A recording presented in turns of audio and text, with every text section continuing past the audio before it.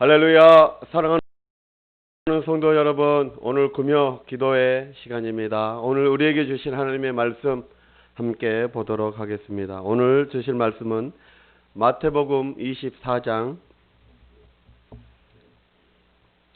47절부터 11절까지 말씀입니다. 신약성경 43쪽 마태복음 24장 47절부터 51절까지 봉독합니다.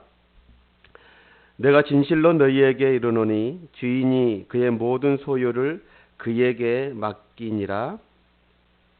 만일 그 악한 종이 마음에 생각하기를 주인이 더디 오리라 하여 동료들을 때리고 술 친구들과 더불어 먹고 마시게 되면 생각하지 않는 날 알지 못하는 시각에 그 종의 주인이 이르러 엄히 때리고 외식하는 자가 받는 벌에 처하리니 거기서 슬피 울며 이를 갈리라. 아멘.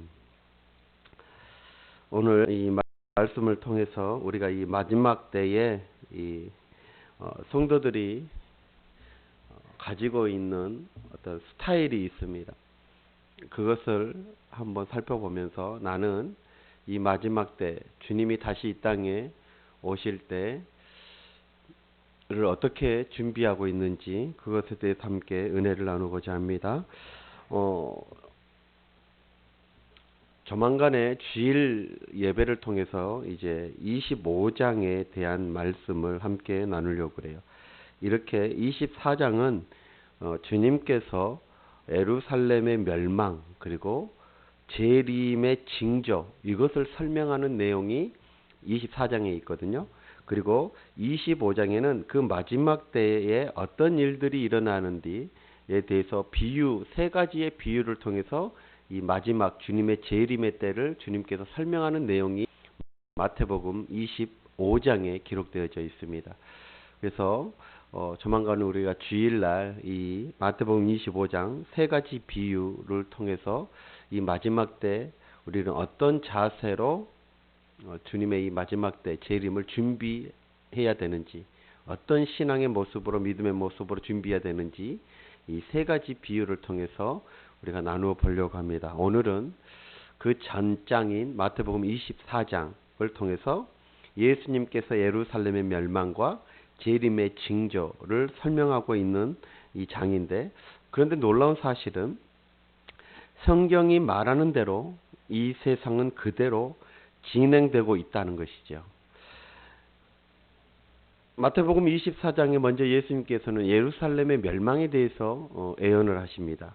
그런데 놀랍게도 AD 70년에 로마의 디도 장군에서 예루살렘이 아주 처참하게 멸망을 당하게 되어져요.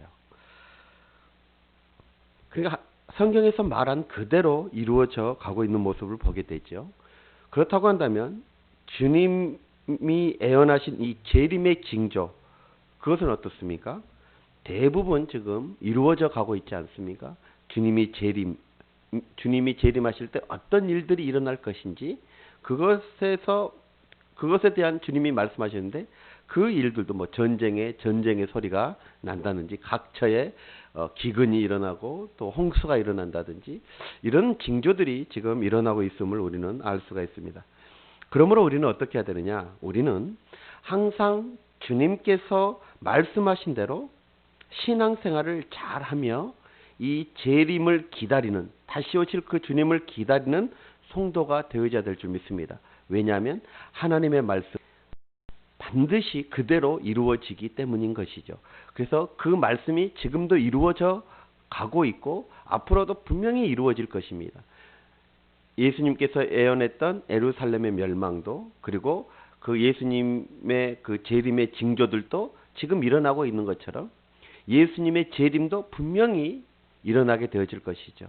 그러니까 우리는 늘 하나님의 말씀, 그 말씀 그대로 우리는 믿고 신앙생활을 잘하며 재림을 준비할 줄 아는 그런 성도들이 되어져야 될 줄 믿습니다. 자, 그런데 성도들 가운데 이 재림을 맞는 성도들의 자세를 보면 세 가지의 스타일로 우리가 나누어 볼 수가 있어요. 그 첫 번째가 오늘 본문에 나오고 있는데 망각형입니다. 망각형 그런 신앙이 있다는 것이죠. 오늘 본문 48절로 50절을 한번 보시기 바랍니다. 48절로 50절을 보면 만약 그 악한 종이 마음에 생각하기를 주인이 더디오리라 하여, 주인이 더디온다는 것이죠. 그리고 이 49절을 보니까 주인이 더디 온다고 생각해서 그는 어떻게 하느냐. 49절에 보니까 동료들을 때리며 술친구들과 더불어 먹고 마시게 되면, 그러니까 주인이 더디 올 거다, 아니 안 올 거다, 뭐 이런 망각에 빠져 있는 거죠. 그러니까 지금 현실에서 동료들을 때리고 또 술친구들을 초청해서 막 먹고 마시고 이렇게 되어진다는 거예요. 자, 그런데 50절에 보니까 뭐라 합니까? 생각하지 않는 날, 생각지도 못하는 날, 알지 못하는 시각에 그 종의 주인이 이르러 라고 말하고 있어요. 자, 주인이 왔다는 것이죠. 그랬더니 어떻게 합니까? 51절에 보니까 심히 때리고 외식하는 자가 받을 벌에 처하리니 거기서 슬피 울며 이를 갈리라. 벌을 받게 되어짐을 말해주고 있습니다. 여러분, 지금 48절, 49절, 여러분 무슨 얘기를 하고 있어요? 망각했다는 거예요. 이런 사람들은 망각형입니다. 말세인 것을 망각한 사람들이라는 것이죠. 다시 말하면 이들은 현실주의자임을 말해주고 있습니다. 왜냐하면 말세에 대한 주님의 말씀을 망각하고 현실에 취하여 탐닉하고 있기 때문인 것이죠. 이들은 오늘 본문에 보니까 뭐예요? 먹고 마시고 장가들고 시집가고 논사하고 밭사하고 일상생활이 가장 가치 있게 여겨지는 사람들이에요. 그래서 주님이 다시 오신다, 주인이 다시 온다는 것을 망각해버린 사람들을 말해주고 있는 것이죠. 그래서 보면 누구를 말하냐면 이 롯의 사이들을 말해주고 있습니다. 그들과 같은 사람들이에요. 어느 날 천사가 롯을 찾아가잖아요. 그래서 소돔성이 하나님의 심판을 받아 불로 멸망될 것임을 가르쳐 줍니다. 그래서 이 롯이 자기 딸과 그 사이들에게 이 소식, 천사들이 전해준 이 소식을 전해줘요. 그러나 그 사이들은 어떻습니까? 장인의 말을 농담으로 여겼더라 라고 이렇게 말하고 있어요. 그러다가 어떻게 됩니까? 그러다가 소돔성이 유황불로 심판받을 때 모두 다 죽고 말았던 것을 보게 되어져요. 이들은 말세에 대한 말을 농담으로 여겼기 때문인 것입니다. 여러분, 지금 많은 세상 사람들도 또한 우리 그리스도인들도 뭐라고 합니까? 말세다 라고 하잖아요. 그런데 여기에 이들 다 동의할 것입니다. 진짜 말세다, 진짜 마지막 때가 다 왔구나. 세상에 돌아가는 사건들이나 또 사고 사건들, 또 세상에 돌아가는 그런 사람들의 그런 마음이나 이런 행위들, 이런 것들을 보면 말세다고 말을 하면 다 동의를 해요. 그런데 이 말세를 준비하며 살지는 않고 있다는 거예요. 그 결과 어떻게 되겠습니까? 그 결과 큰 후회가 될 것입니다. 분명 주님께서는 인자가 임할 때 이 노아의 때와 같다라고 말씀하고 있습니다. 그래서 오늘 본문 마태복음 24장 37절 39절 한번 보세요. 37절로 39절. 자, 지금 24장은 말세, 주님의 재림의 때를 지금 말해주고 있는 장이죠. 그 장 가운데 37, 39절은 이 노아의 때를, 노아 심판의 때, 그 때를 말해주고 있어요. 37절에 보니까 노아의 때와 같이 인자가 임함도 그러하니라. 노아의 때와 같이 하나님께서 물로 심판하실 그 노아의 때와 같이 인자가 임하는, 다시 예수님께서 이 땅에 재림하시는, 즉 말세도 이와 같다라고 말하고 있어요. 자, 38절에 보니까 홍수 전에 노아가 방주에 들어가던 날까지 사람들은 먹고 마시고 장가들고 시집가고 있으면서 39절에 노아가 홍수가 나서 그들이 다 멸하기까지 깨닫지 못하였으니 인자의 임함도 이와 같으리라. 노아 때가 이랬어요. 노아 때가 하나님의 심판의 경고를 받았음에도 불구하고 그 노아 때 사람들은 어떻게 했다는 거예요? 먹고 마시고 장가들고 시집가고. 그래서 결국은 어때요?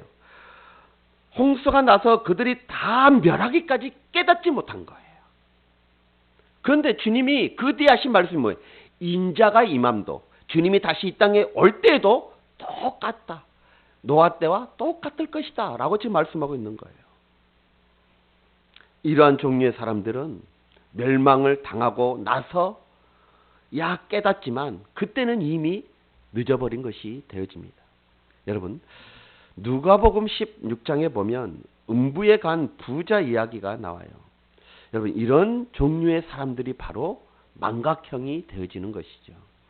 그는 먹고 마시고 입고 놀고 이 생에만 관심을 갖고 살았기 때문에 천국의 삶을 살 수 없었습니다. 여러분, 우리들이 먹고 마시고 돈 버는 것, 그 중요하지 않다는 것을 이야기하는 것이 아니에요. 그저 먹고 마시고 돈 버는 데만 정신이 팔려 있다는 것이 문제가 되어지는 거예요. 먹는 것 중요합니다. 마시는 것도 중요해요. 그러기 위해서는 돈 버는 것도 있어져야 합니다. 그런데 그것에만 정신이 팔려 있으면 안 된다는 거예요. 세상 것에만 정신이 팔려 있으면 주님을 맞이할 수 없다는 거예요. 다시 오실 그 주님을 정신 팔려서 맞이할 수 없다는 거예요. 이런 의미에서 여러분, 육체주의, 향락주의, 쾌락주의, 이것은 정말 곤란한 것입니다. 여러분, 말세 주님이 다시 오신다는 것, 이것을 잊지 말고 우리는 준비하며 살아가야 될 줄 믿습니다. 두 번째, 이 말세 신앙에는 어떤 신앙이 있냐면 도피형이 있습니다. 첫째는 뭐였어요? 망각형이 있었고, 두 번째는 도피형이에요. 오늘 36절 한번 보세요. 24장 36절. 오늘 전체 24장을 다 봐야 되는데 시간상 뒤쪽 마지막 부분만 봤습니다.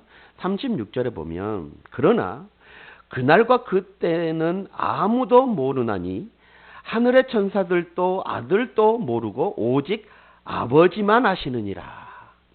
아멘. 여러분, 분명히 그날은 무슨 날이에요?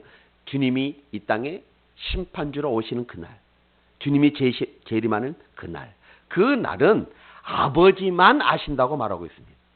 하나님 아버지만 그 날을 알고 계신다는 거예요.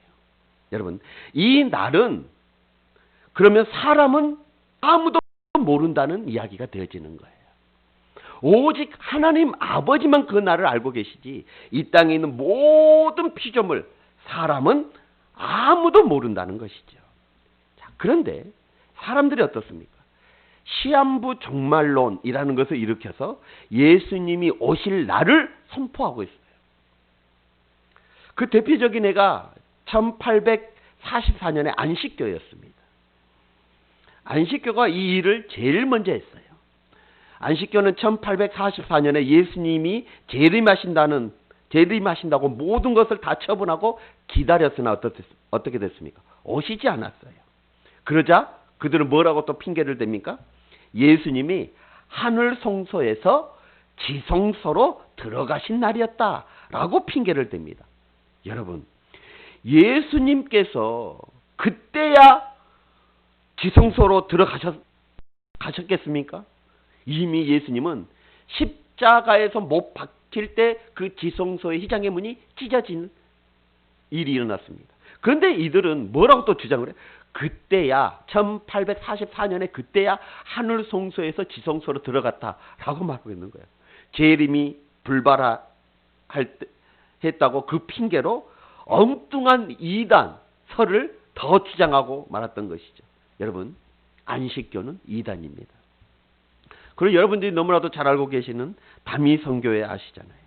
1992년 예수님께서 재림하신다고 했다가 큰 망신을 당했잖아요. 그래도 아직도 정신 못 차리고 있는 사람들이 있다는 거예요.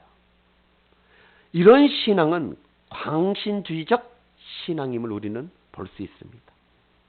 현실을 무시하고 오직 내 주님의 다시 오실 그 주님만 광신적으로 바라보는 스타일들이 있다는 것이죠. 여러분, 사람들은 그런 사람들은 어떻습니까? 가정과 직장 다 버리고 땅도 팔고 집도 팔고 집단 생활을 하면서 주님을 기다립니다. 문제가 되어지는 어떤 단체들을 보면 꼭 집단 생활을 하는 것을 보게 되어져요. 신천지도 막 집단 생활을 한다고 막 이번에 막 밝혀지지 않았습니까? 또 이상한 교주를 하는 집단들을 한번 보십시오. 다 집단 생활을 해요. 집 팔고 땅 팔고 집 나오고 그래가지고 다 그거 해가지고 집단 생활을 하고 있어요. 여러분, 도피하고 있다는 것이죠. 이 현실을 도피하고 있는 거예요. 이게 문제인 것입니다. 여러분, 한번 성경을 한번 자세히 한번 살펴보세요. 주님은 이 재림의 징조 오늘 24장을 한번 또 살펴보세요. 두 사람이 산을 메고 있다가 한 사람이 데려감을 당하고 다른 하나는 버림을 당하고 말하고 있어요. 두 사람이 밭을 갈고 있는데 한 사람이 데려감을 당하고 나머지 한 사람이 버려둠을 당한다라고 말하고 있어요. 자, 이 두 사람이 맷돌을 갈고 있어요. 여러분, 맷돌은 이게 자루가 하나잖아요. 구멍이 하나에서 거기에 자루 하나 있잖아요. 그 한 자루에 두 사람이 손을 잡고 이렇게 돌고 있는 거예요. 그런데 그 맷돌질을 하다가 한 사람은 하늘로 데려감을 받고 다른 한 사람은 버려둠을 당한다. 여러분, 이와 같이 지금 예수님이 재림하실 그 현장, 삶의 현장에서 역사가 일어난 거예요. 어떤 이는 밭을 갈다가 논을 매다가 또 맷돌질하다가 그러다가 하늘로 들림을 받게 되어지고 올림을 받게 되어지는 거. 여러분, 삶의 현장에서 이 재림이 일어나고 있는 모습을 보게 돼요. 삶을 도피해서 재림이 일어나는 것이 아니라 밭을 매다가 맷돌질을 하다가 삶의 현장에서 주님의 오심을 기다리고 있는 모습. 그래서 하나님의 부르심을 받는 자들은 하늘로 올림을 받고 버림받은 자는 이 땅에 남게 되어지는 모습을 성경 기록되어져 있어요.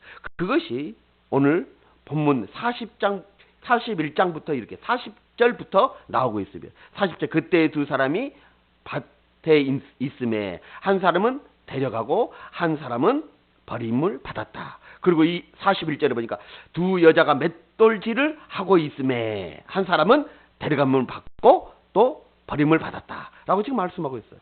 여러분, 이것이 참으로 중요해요. 삶을 도피해서는 아니 되어짐을 말해주고 있어요. 재림의 사건이 현장에서 일어남을 말해주고 있습니다. 자, 또 한 가지가 있죠. 변화산에서 예수님의 하나님의 영광으로 변하는 사건이 나오잖아요. 그것을 보고 베드로가 뭐라고 합니까? 주여, 여기가 좋사오니, 우리가 여기에가 좋사오니 주님이 만일 원하시면 여기에 초막셋을 짓겠다라고 주님께 말을 하죠. 그랬더니 주님께서 어떻게 합니까? 예수님은 그래라 대답하기는커녕 대꾸도 안 하셔요. 말도 안 되는 말을 하고 있는 거예요, 베드로가. 그래서 그 뒤에 예수님이 이래라 저래라 뭐 말씀도 안 하셔요. 대꾸도 안 하셔요. 그리고 산에 내려오십니다. 그러면서 산 아래에서 지금 삶의 현장에서 고통받고 있는 귀신 들려있는 그 아이, 간질에 쓰러져 있는 그 아이를 예수님이 고쳐주셔요. 하늘 산 꼭대기에서 변화되어져서 여기가 천국이니 여기다 초막제기를 싣고 삽시다 라고 했던 그 베드로의 말에 대꾸도 안 하시고 예수님은 산에 내려오셔서 삶의 현장에서 고통받고 있는 그 아이를 고치셨다는 거예요. 여러분, 주님이 원하시는 신앙은 도피형이 아니에요. 현실을 도피해서 신앙생활하는 거 아니에요. 그리고 망각형 역시 아니에요. 자, 그러면 어떤 형태로 우리는 살아가야 될까요? 그것이 44절부터 47절까지 나와 있습니다. 준비하며 현실에 충실하는 준비형으로서의 우리는 삶을, 마지막 때를 살아가야 됨을 말해주고 있어요. 자, 44절. 그러므로 너희도 준비하고 생각하지 않는 때에 인자가 오리라. 너희도 준비하고 있으라는 거예요. 그리고 뭐라고 하니까 45절에 보니까 충성되고 지혜 있는 종이 되어 주인에게 그 집 사람들을 맡아 때를 따라 양식을 나누어 줄 자가 누구냐. 주인이 올 때에 그 종이 그렇게 하는 것을 보면 그 종이 복이 있으리로다. 무슨 말입니까? 준비하고 있으라는 거예요. 그리고 충성되고 지혜로운 종처럼 주인이 그 집 사람들을 맡겨서 양식을 나눠주는 그 일 최선을 다하고 있으라는 거예요. 그래서 주인이 다시 올 때 그렇게 하는 것을 보면 자기에게 맡겨준 그 사명, 자기에게 맡겨준 그 일들을 현실 가운데서 최선을 다하고 있으면 그건 복이 있으리로다라고 말하고 있어요. 그러면서 마지막에 47절에 뭐라고 말합니까?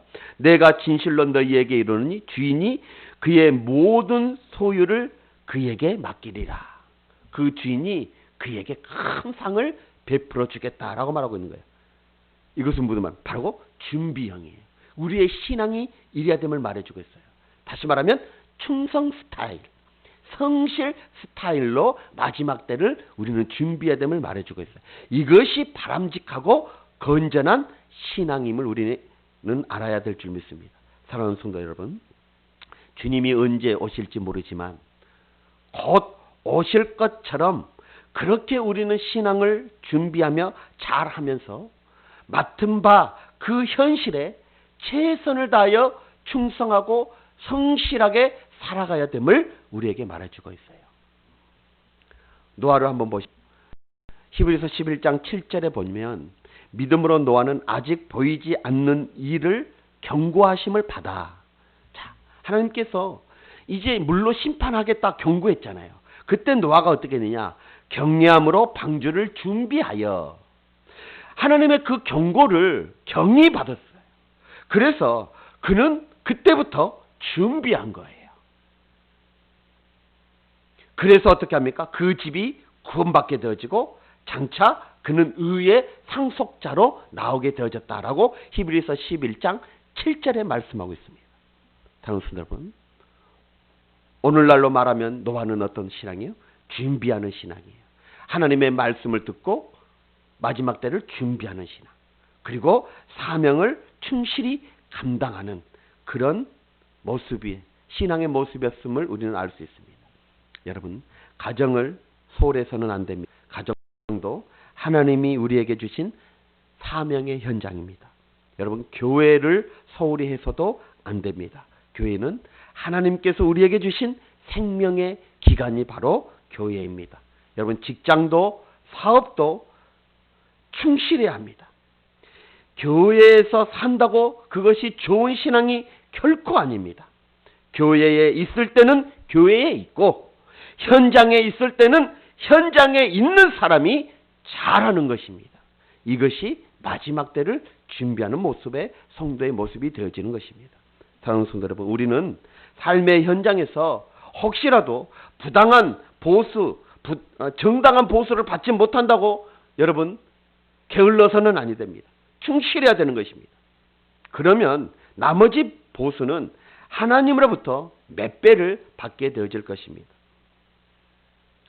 여러분, 이것이 정말 하고 성경은 골로새서 3장 22절로 24절에 말씀하고 있습니다. 종들아, 모든 일에 육신의 상전에게 순종하되 사람을 기쁘게 하는 자와 같이 눈가림으로 하지 말고 오직 주를 두려워하여 성실한 마음으로 하라. 여러분, 사회생활을 이렇게 해야 됨을 지금 말해주고 있어요. 육신의 상전에게 순종하되 사람을 기쁘게 하는 자처럼 눈가림으로 하지 말고 오직 주님을 두려워하는 마음으로 그렇게 성실하게 우리는 사회생활을 해야 됨을 말해주고 있습니다. 그리고 계속해서 말합니다. 무슨 일을 하든지 마음을 다하여 주께 하듯 하고 사람에게 보이듯 하지 말라는 거예요. 이는 기업의 상을 주시는 주께서 받을 줄 아나니 너희는 그 주 예수 그리스도를 섬기느니라 라고 말하고 있습니다. 사랑하는 여러분, 이제 말씀의 결론을 내리고자 합니다.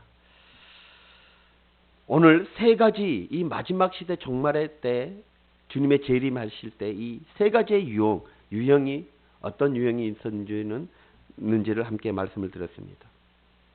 혹시 세상적인 것으로 인하여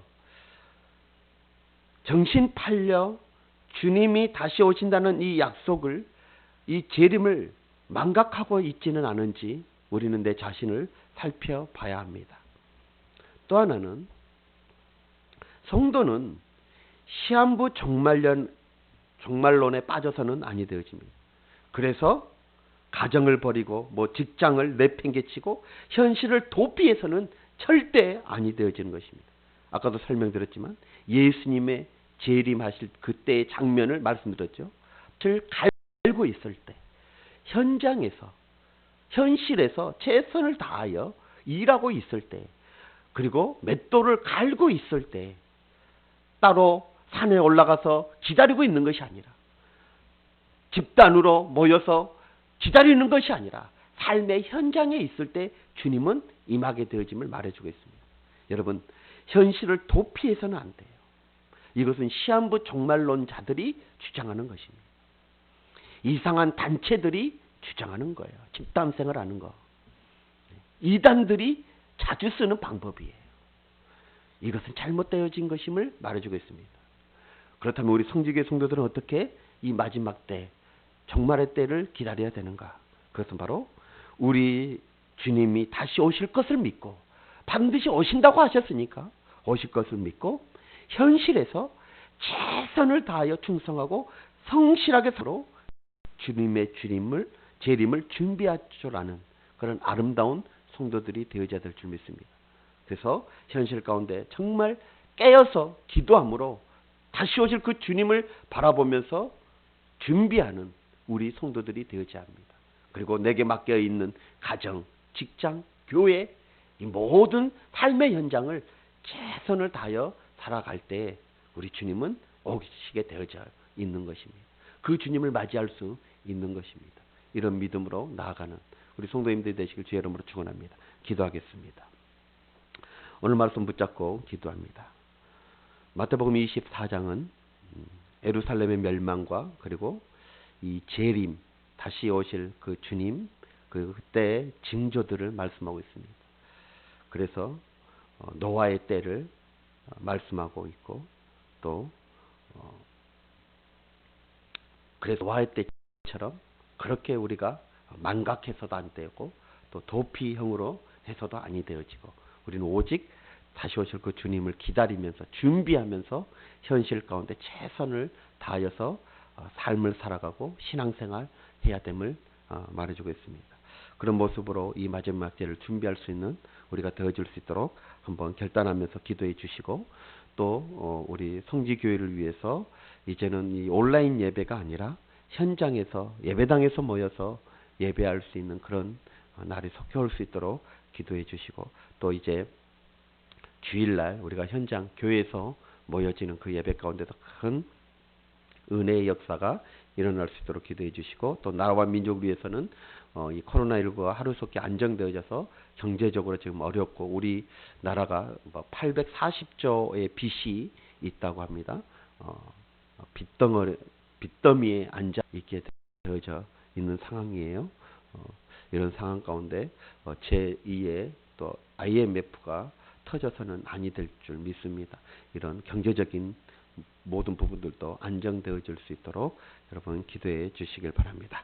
우리 다 같이 오늘 금요 기도회이니까 우리 한번 각 가정에서 간절히 나라와 민족 교회를 그리고 여러분의 자녀 또 여러분의 가정을 위해서 한번 기도하는 시간들을 가지시길 바랍니다. 우리 주여 한번 외치고 기도하겠습니다. 주여 할렐루야. 살림하신 하나님 감사합니다. 오늘 또 이렇게 금요 예배를 영상으로 드려지지만 정말 마음을 다하여 우리 사랑하는 성도들 기도할 때 하늘 문을 열어주시고 응답하여 주시옵소서. 주여